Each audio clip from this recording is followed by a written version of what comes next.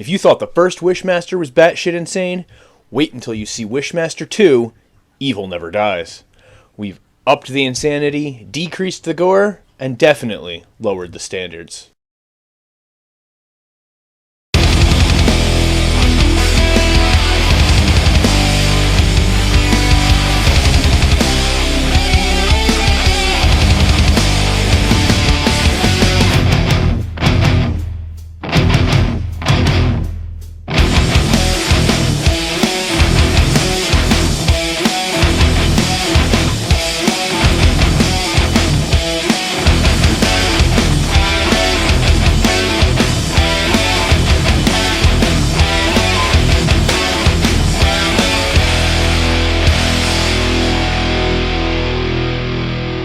They're all dead. They just don't know it yet. Hey everybody, and welcome back to the Cinemorgue. I am Flix, your host, and today we're going to continue to look at the antagonist of the Wishmaster franchise, the Djinn, this time in his second outing, Wishmaster 2, Evil Never Dies. Released 2 years after the original Wishmaster, Wishmaster 2 Evil Never Dies continues the batshit crazy story of Andrew Divoff's Djinn, also known as Nathaniel Demarest. The film was released straight to TV on HBO, and then to video in 1999, and was written and directed by Jack Sholder, whose previous credits in the horror field include A Nightmare on Elm Street 2, Freddy's Revenge, and Alone in the Dark. Sholder was offered the opportunity to direct the first film, but turned it down and needed a lot of convincing to take on the sequel. It was only after the studio told him he could pen the script that he agreed to make the film. The Djinn has already racked up 52 kills from the original film. So how many more are we going to add to his total? Let's head on over to the autopsy tables and find out. After the title card, the film opens on a familiar statue of Ahura Mazda in the darkened room of a museum.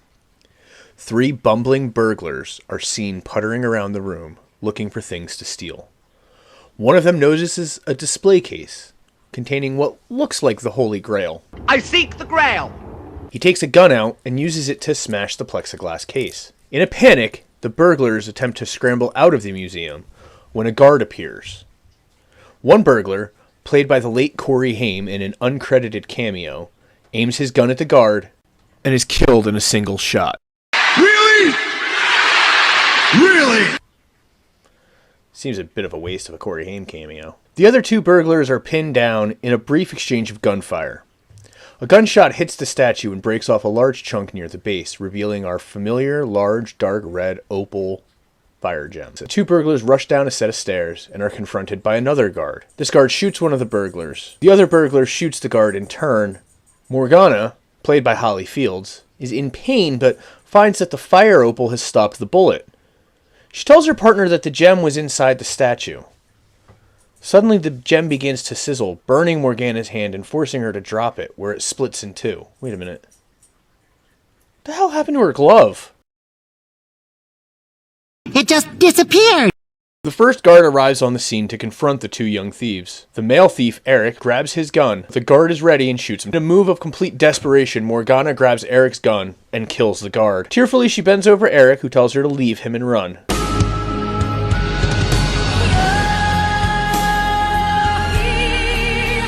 As he lay on the foot of the steps, bleeding, the shattered fire opal begins to pulse and squish. A hideous demonic face emerges and addresses Eric by name. Speaking seductively, the demon tells Eric that he can either give him everlasting life or end his pain.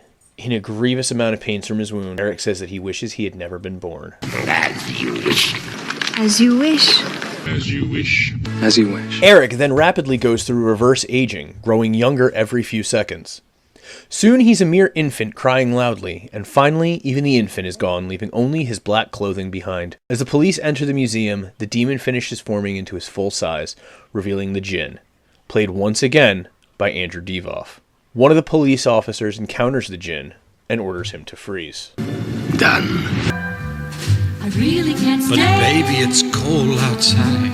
And the police officer's whole body freezes solid, becoming coated with a layer of ice. 2 more officers encounter the frozen one, and then see the Djinn, who has now donned Eric's clothing and completely taken human form. Not to be underdone from the original, Divoff continues his excellent portrayal and line readings of the Djinn. You needed to chill out. The next morning, the Djinn, as Nathaniel Demarest, is questioned by police detectives. Demarest is taking the rap for the burglary and the murders, saying he acted alone, even though he cannot produce the murder weapon or the stolen paintings. That evening, Demarest is in a holding cell waiting to be transferred to prison. Another prisoner named Predator is pacing back and forth. Demarest asks him if there's something he would like. I want to walk right through the bars, man, and walk right on out of the jail. Demarest gleefully grants the wish. But of course, not in the way the agitated man thought. Morgana hears the Djinn's voice in her head telling her to fulfill the prophecy. The next day, Morgana goes to church to pray and to try to find answers, and also to visit the priest tending the church, a man named Gregory, played by Paul Johansson, a former lover of Morgana's before he found God and joined the priesthood. Morgana tells Gregory that he's the only one she feels she can talk to now. Based on their body language and their eyes, you can tell that these two characters are going to fall in love with each other. Because if there's one thing the Wishmaster sequel needs, it's a romantic subplot. The scene pans across a prison yard where two prisoners are discussing that they believe they've gotten bad raps. One of the prisoners, Robert Grease, played by Robert Lasardo, tells how he was busted for a bogus search and his lawyer plea bargained 3 to 5 when he should have walked. Disgusted, he voices that his lawyer should go fuck himself. As if summoned, Demarest arrives on the scene, telling Grease that he can arrange for that to happen. Confusion melts away his anger.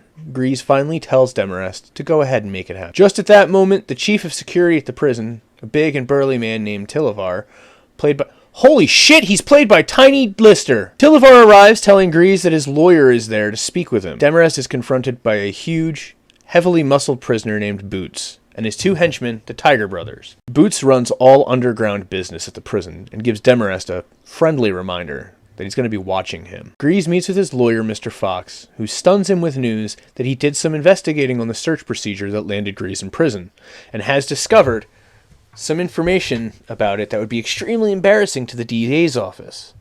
This can easily be used as leverage to get all charges against Grease dropped. Grease is elated. That is until Fox suddenly begins to groan and act oddly. He starts groaning as if in pain, and his body begins to bend itself in a way it's not supposed to go. Fox's body bends backwards as, well, let's just say Demarest's spell takes effect. Morgana is up at dawn, screaming out to an unseen tormentor, demanding to know who he is. She goes to her computer and does an internet search on Persian mythology. The internet is really, really great. A voiceover from Morgana recites the contents of a website she's reading. Her thoughts are interrupted by an intercom ringing. It's Gregory. Well, for us to say that it's an intercom is kind of misleading. They're really just shouting to each other from different ends of the stage. Morgana opens up a little, telling Gregory she hasn't been sleeping well, and she's been experiencing confusing nightmares and a voice telling her to fulfill the prophecy. She explains to Gregory that she was a part of that art gallery robbery, and she killed the guard who shot Eric. Struck with deep concern for Morgana and sensing the terrible burden of guilt that is tearing her apart, Gregory pleads with her to confess. Morgana says most of all she needs to find out who Demarest is and get him out of her life. The scene switches to the prison laundry room, where Demarest is approached by a man named Osip Krutchkov, played by Oleg Vidov. Osip has heard that Demarest is the devil who takes the souls of men. He claims he doesn't care if Demarest is the devil or not. He's willing to accept any terms that Demarest will put forth in return for granting what Osip wants. The conversation is broken when Tilivar arrives and chases Osip off. He tells Demarest he has a visitor. Morgana confronts him on how he knows her name, wanting to know where they'd met before. Demarest tells her that of course they met in the art gallery. She demands to know why he confessed to a robbery he didn't commit. He says that it was so that she would not have to. He took the rap from Morgana to access, as he puts it, and that he won't be in prison long. Staring at Demarest, Morgana has a vision of the Djinn in his true form, causing her to shriek in fright. Oh, Billy. Back in the prison laundry room, Boots sees that Demarest is doing business in the jail and has come for his share, a percentage in return for no unfortunate accidents. Cleverly leading the conversation his way, even handing over his cigarettes, Demarest finally leads Boots into making a wish. I just want to get wasted. Fucked up. Tore up from the floor up. Stomped. Right into the ground. Wasted. Everybody is fighting. Your mind becomes fast as lightning. Boots' two henchmen, the Tiger Brothers, suddenly attack him. Careful what you wish for. Tilivar breaks the scene up and confronts Demarest himself. He says he's losing his patience with the overly smug Demarest, seeing his face wherever there's trouble at the prison. He tells Demarest he's getting a week in solitary, to which Demarest simply laughs. I was in a hole once for 3,000 years. This should be a breeze.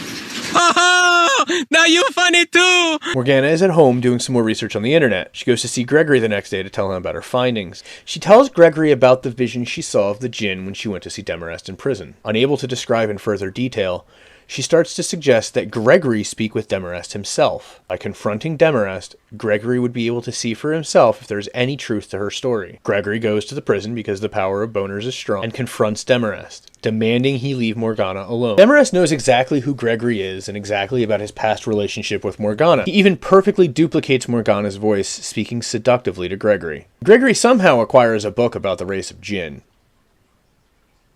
I don't know where it came from either. He reads it with Morgana, and they learn about the Djinn's purpose. First, the Djinn must gather 1,001 souls, this being the Assyrian number for the apocalypse. He does this by the granting of a wish. The souls are held in a kind of purgatory until the requisite number are attained, or the Djinn fails, in which case the souls are freed. Should the Djinn succeed, he must then find the human who woke him into this world and grant him 3 wishes. Upon the granting of the 3rd wish, the Djinn may now bring forth his race into our reality and overwhelm humanity, as prophesied by the ancients. Morgana understands now what all of this has to do with her. Gregory tells her that if he had never believed in the devil before, he does now. Gregory and Morgana figure out why the Djinn took human form and claimed responsibility for the art gallery robbery and the murders that Morgana had actually partaken in, because now he can grant wishes of desperate men, and he can collect. Poor unfortunate souls. Later that evening, Morgana, alone in her loft, begins undergoing several rituals aimed at purifying her soul, as only someone pure of heart can banish the Djinn back into his prison. She begins by removing her nose ring and all her jewelry and wiping off her dark lipstick, because that's what makes her impure. And then she cuts off the little finger of her left hand. So you cut off your own finger? She does this to try to atone for all her guilt and the crimes that she has committed. She goes to the art gallery, and while nobody is looking, quietly leaves behind a duffel bag, which a guard discovers to contain the stolen artwork. Back at the prison, Demarest and Khrushchev are talking over a game of chess. Demarest, only able to grant 1 wish to a person, is running out of people to grant wishes to. It's time to move on and leave the prison. The two are interrupted by Tilivar, who shoves Osip aside and then pushes Demarest against a chain-link fence. Tilivar is furious with the overly smug prisoner who has given the prison officials nothing but trouble. There's been 4 murders, there's been an increase of contraband, there's been a lack of discipline. Demarest goads Tilivar with an announcement that he's made other plans. At the end of his rope, Tilivar inadvertently gives Demarest exactly what he wanted. Wish I could slow dance with you for 1 minute alone. Compton style. It was at this moment that he knew. He fucked up.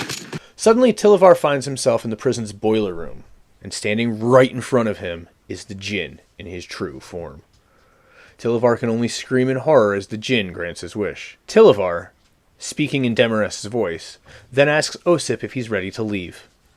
Completely dumbfounded, but also very impressed, Osip makes his wish to leave the prison.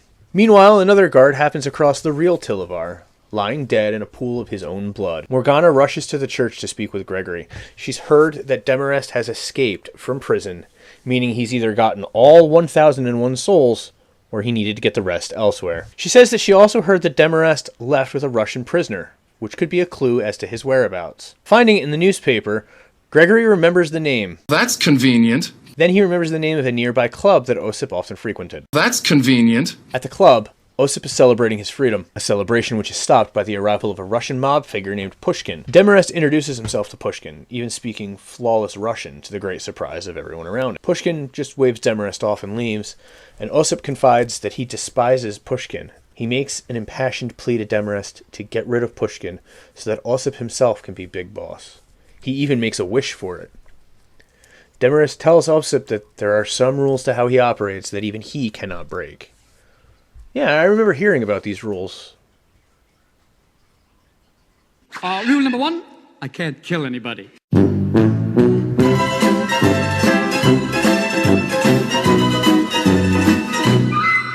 number 2. I can't make anybody fall in love with anybody. Rule number 3. I can't bring people back from the dead. But Osip has another idea. He brings Demarest to Pushkin and tells him that Demarest is a Wishmaster. Pushkin brushes them off, saying he already has great wealth, he already has great power, and he doesn't need fame. As he's leaving, Demarest asks if Pushkin has any enemies he would like to see eliminated. Osip quickly pounces. He reveals that Pushkin's greatest enemy is a rival crime boss named Mustafa. The mere mention of Mustafa's name sends Pushkin into a rage. Carelessly fueled by anger, Pushkin wishes to have Mustafa's head. Consider it done. The camera pans back to Pushkin, who does now, in fact, have Mustafa's head. The sight of it quickly sends Pushkin into a breakdown, and Osip declares himself the new lead figurehead in Pushkin's place. Demarest vents that he only has one more soul to add to those he's gained, but he needs 800 more, and that he's growing impatient. Just then, Morgana rushes into the club and shoots Demarest twice in the chest with a gun. Both she and Osip freeze in horror, as the attack only causes the Djinn to assume his true form. I'm the boogeyman, and I'm coming to get you! Gregory finds Morgana praying feverishly at the church altar and sobbing incontrollably.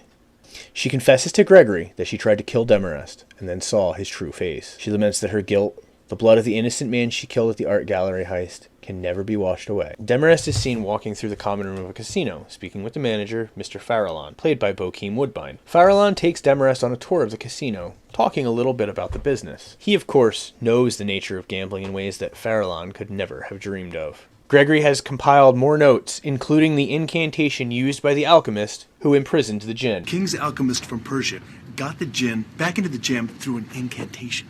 And as it was prophesied, the alchemist took the stone unto his hand, as a woman pure of heart takes the light of God unto her soul, and spoke the words, Nib Shugarath Bahim.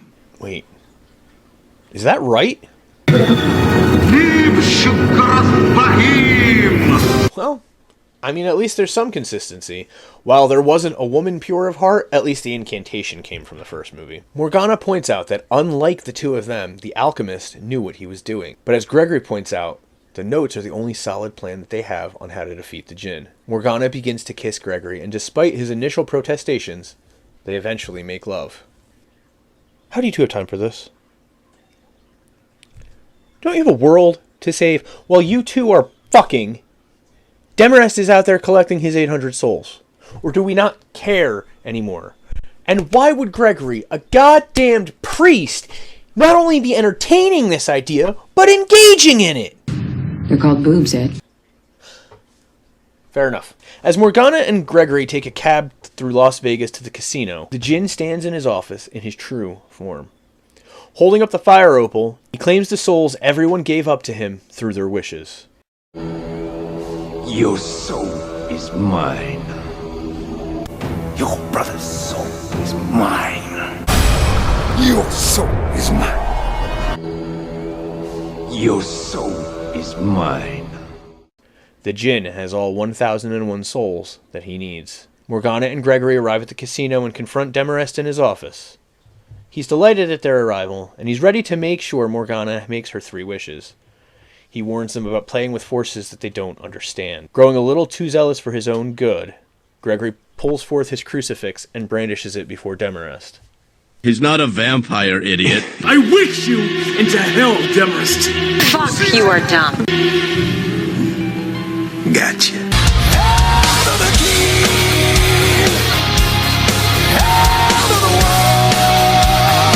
Demarest delightedly springs his trap.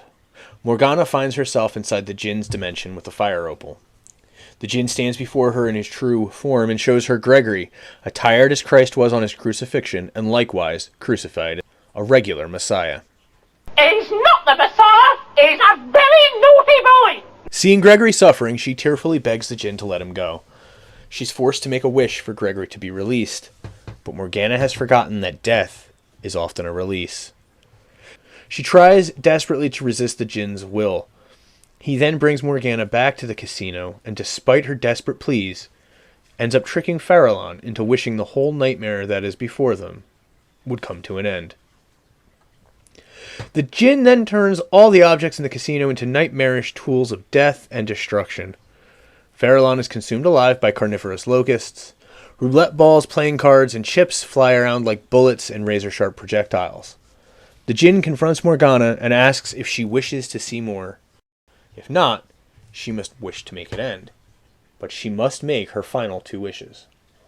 Now, much like both the Persian opening and the party scene in the first film, I'm not going to show all of the death scenes here, but they will all be included when we get to our coroner's report a little bit later on. Morgana's fears suddenly quiet, and she asks the Djinn the meaning of fulfilling the prophecy.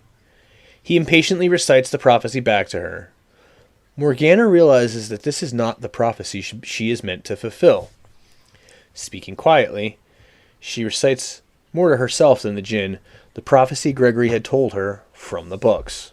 And as was prophesied, the alchemist took the stone unto his hand, as a woman pure of heart takes the light of God unto her soul, and spoke the words Nib, Shigarath, Bahim. Morgana realizes what she must do to completely receive the grace and light of God into herself, thus making herself pure. I wish the man I shot was alive again. Clever girl. Hey, wait a minute, Robin, you said it. Rule number 3! I can't bring people back from the dead.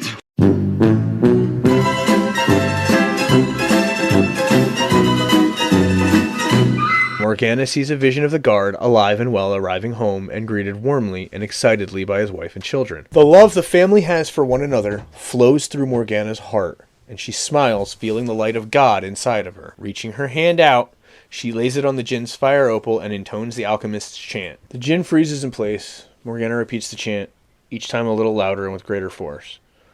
Slowly the Djinn begins to buckle as all 1001 souls he has claimed are released and find their way back to their bodies. The Djinn's form is pulled into the fire opal as Morgana clutches it in her hand. Finally, he vanishes completely inside, defeated. On the floor before Morgana is Gregory, alive and intact, also released from the Djinn's evil. The camera zooms inside the Djinn's dimension. Turning quickly, he rages in anger, and the camera zooms to show the fire opal. So with all that out of the way, how does the Djinn's second outing rack up? Let's check out the coroner's report.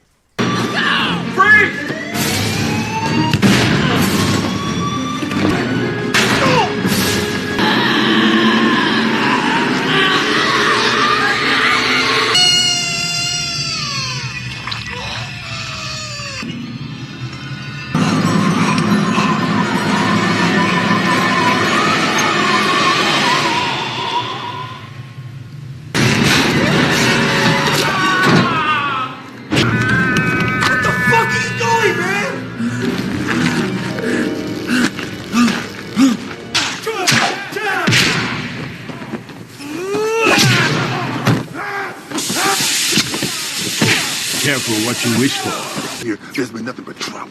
There's been 4 murders. There's been an increase of contraband.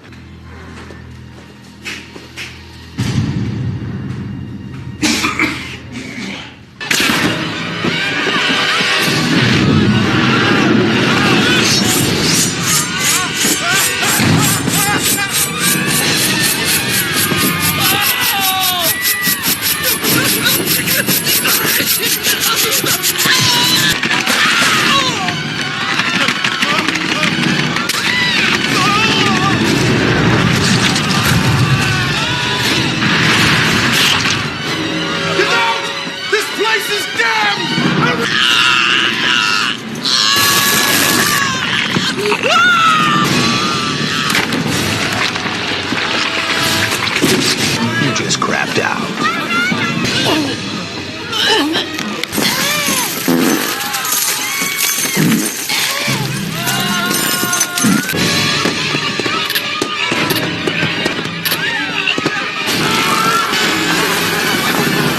You said fulfill the prophecy.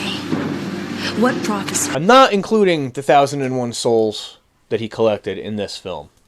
I did in the previous. The reason being is that we're specifically told in this film that if he is not successful, those souls will be returned. We weren't told that in the first one. While less successful than his first outing, the Djinn did manage to rack up 29 more victims in this film. There are also 3 victims outside the Djinn. We have 1 guard shot by Eric, we have the burglar shot by the guard, and we have 1 guard shot by Morgana. This brings the film's total to 84, and the Djinn's total to 81. I'm going to give the kill of the week to the Stomach Burster Casino patron. It's a throwback to the skeletal escape from the first film, and the effects are some of the better ones. The try harder next time will go to the 4 background bodies in the final scene, because I can't even tell you how they died. And that's it for Wishmaster Evil Never Dies. What do you think? Sound off in the comments below, and don't forget to like, share, and subscribe, and hit that little bell notification so you can find out as soon as the latest videos are up. You can also follow me on Twitter at CinemateryYT for all the latest news, and on the social media platform Slasher at Cinemorg_YouTube. Join me next time as we lower our standards even further, and unfortunately have to say goodbye to Andrew Devoff. Next time, we're off to college, where the Djinn will be played by John Novak and the son of James Bond himself, Jason Connery. Until then, I'm /Flicks, and remember, next time, it could be you on my table.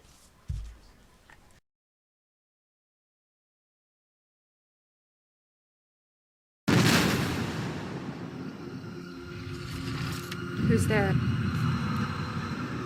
Hello?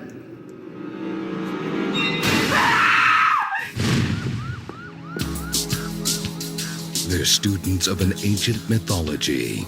Greg was just telling us how hard he's been working on the project. You should be careful. Boys who don't get the attention they need tend to look elsewhere for it. When you're this good, they never wander.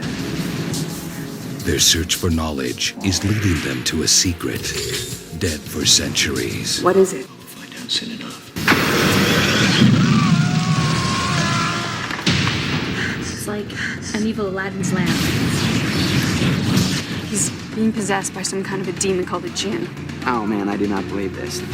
If the Djinn grants 3 of my wishes, he has the power to open the gates of hell. That's bad, right? Make your wish. No. Anne's already made her wish. She wants to lose a little weight. The only thing greater than his power 3 wishes. Otherwise, the souls closest to her will perish. He's gonna find me. is the evil behind it. You strike me as a man who could break a girl's heart. Do you wish me to break your heart, young lady? Oh, yes, please. Only you can save her. Make your wish. Never! Fascinating.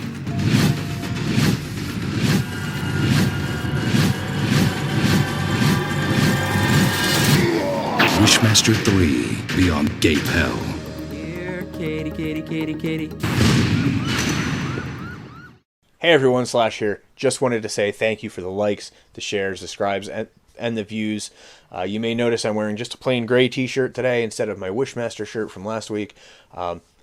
Nobody told me the Wishmaster shirt was green. I thought it was yellow. It blended into the background, so I cannot be using that one anymore. But it will be available soon when I open up my own merch store on Bonfire.